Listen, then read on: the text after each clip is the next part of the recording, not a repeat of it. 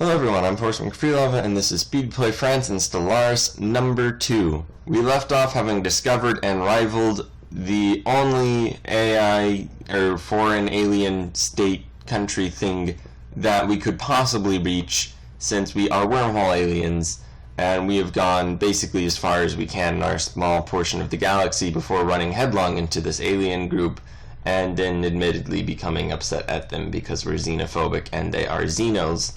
And that's hardly a good mix.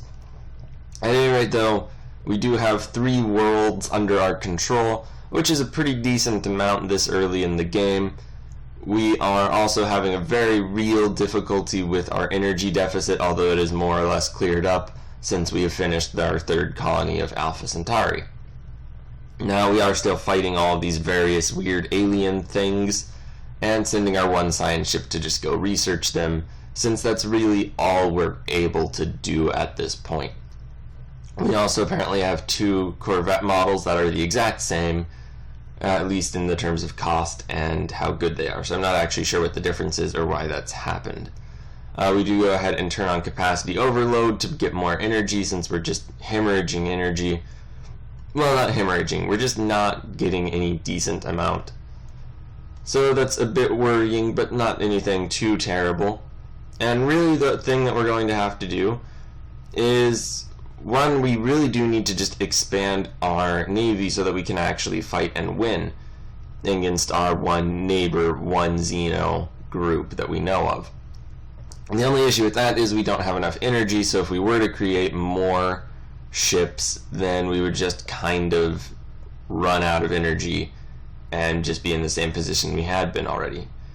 So we're just doing research and more or less just waiting around where we're at. We are getting quite a bit, and there we go. We managed to clear a tile blocker. It'll take a little while to get that all done, but then we'll get additional energy and probably build an energy facility on that. So there we go, we're building a power plant there. And worst case, we'll probably just have to move one of our pops over, but that's not really the worst thing. It's pretty feasible, actually.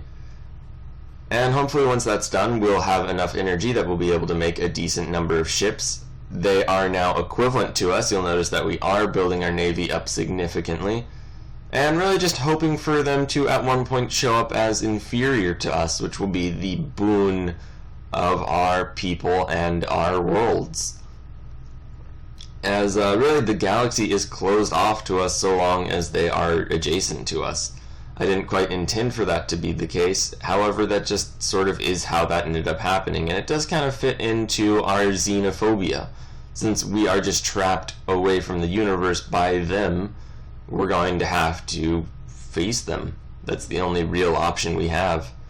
So there we go, we can go ahead and make them cede all of their planets, humiliate them, and open their borders. I'm not sure if humiliate and open borders will actually do anything.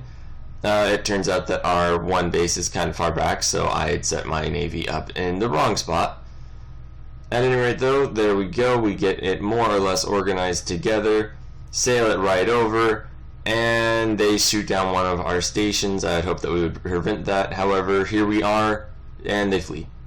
Which is understandable, since we had something like double their numbers. It looks as though there are some hostiles over here. It's some nonsense undiscovered alien, just kind of being a Xeno and a threat over in the corner. We do rush over to chase them out, just because we can't really be affording them going in behind our lines and just killing things.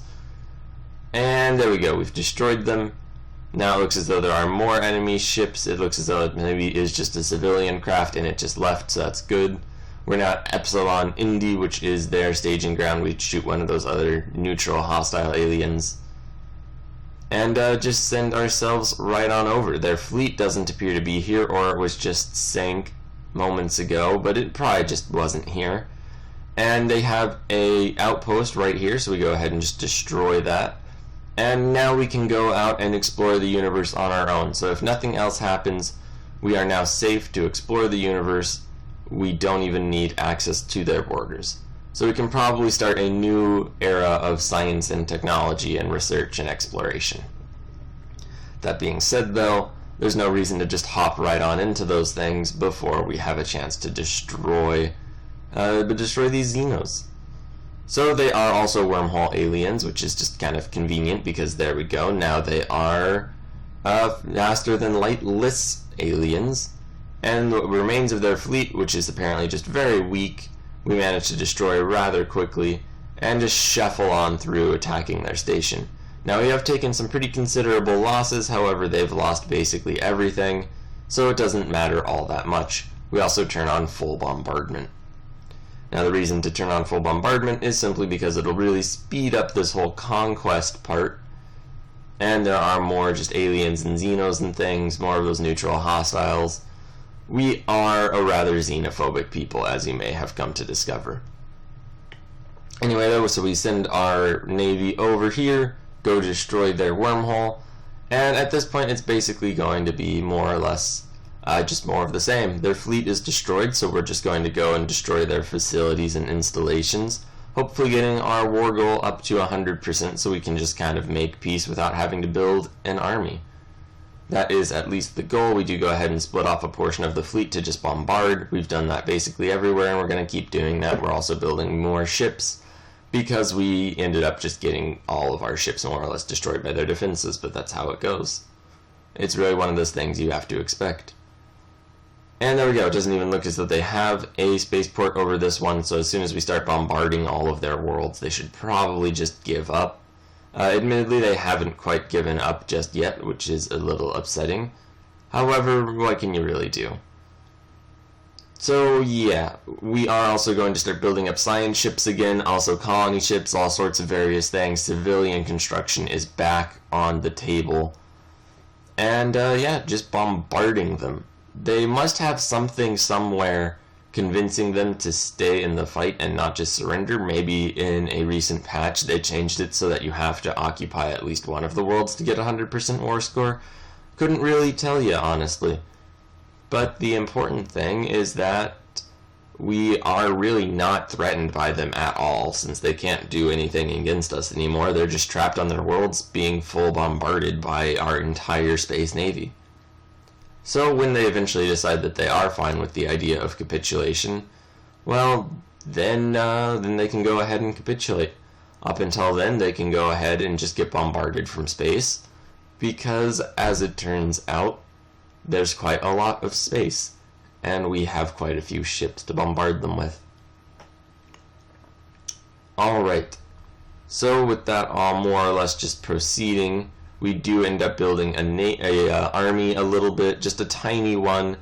However, we don't really have very much of a choice at this point. We also send some small elements of our fleet over to various unexplored systems right now, just to see if they maybe have some installations or something preventing us from just winning right now, to see what that could be. I know there is a hostile bit, but I believe it is just aliens and not actually them, or undiscovered peoples and not just the Xenos whom we need to attack and fight. So it's all more or less a mystery. We do also get the research for robots, which is great news. Since we are xenophobic, we are probably going to have to deal with the issue of labor at some point, especially since we are, despite our xenophobia, moments away from taking over some Xenos, which is arguably not the most ideal route to go down. At any rate, though, hopefully our people will more or less just resolve this in a decent way. It looks like there is a small enemy ship which we managed to destroy, which is great, bringing us up to 97%. So who's really to say what this other 3% is? Maybe they just have some ship somewhere, and it's proven to be enough that they just do not want to surrender. At any rate, though, we finally have a smallish army on the way.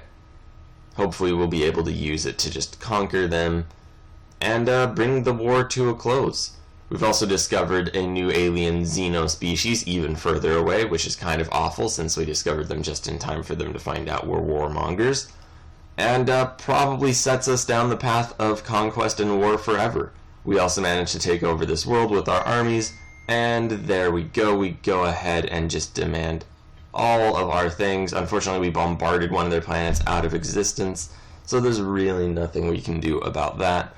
Although that's probably good. Less Xenos. We also do go ahead and turn our government from a military dictatorship into an empire, making us the French Empire.